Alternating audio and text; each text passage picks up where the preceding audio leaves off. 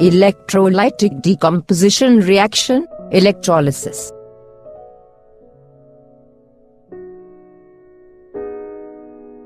Take a plastic mug.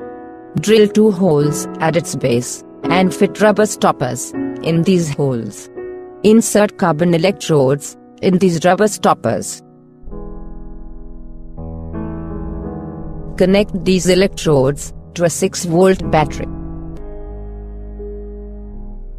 Fill the mug with water, such that the electrodes are immersed. Add a few drops of dilute sulfuric acid to make water a good conductor of electricity. Place 2 test tubes filled with water and invert them over the 2 carbon electrodes, as shown here. This whole arrangement is called a voltmeter, an apparatus for carrying out the electrolysis. Switch on the current and leave the apparatus undisturbed for some time.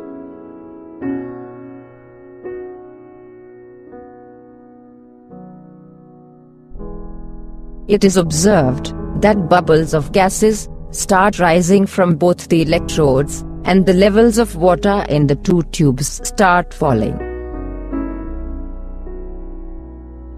Allow it to run till sufficient amount of gases have been collected in the 2 test tubes. Now, switch off the battery.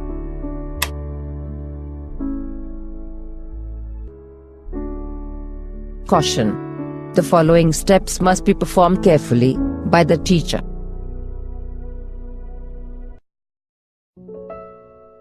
Once the test tubes are filled with the respective gases, remove them carefully. Test these gases one by one by bringing a burning wooden splint close to the mouth of the test tubes.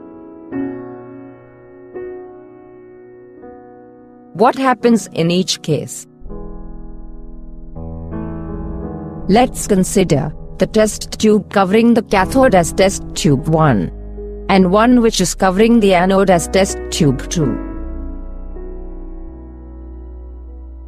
Let's perform the burning splint test on both the test tubes one by one.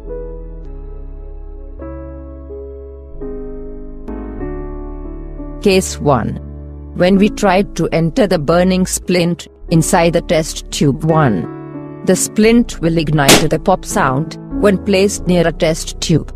This shows the test tube contains hydrogen gas.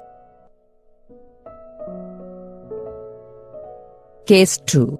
When we tried to enter the burning splint inside the test tube 2, the burning splint reignites. It shows the presence of oxygen gas in the test tube 2.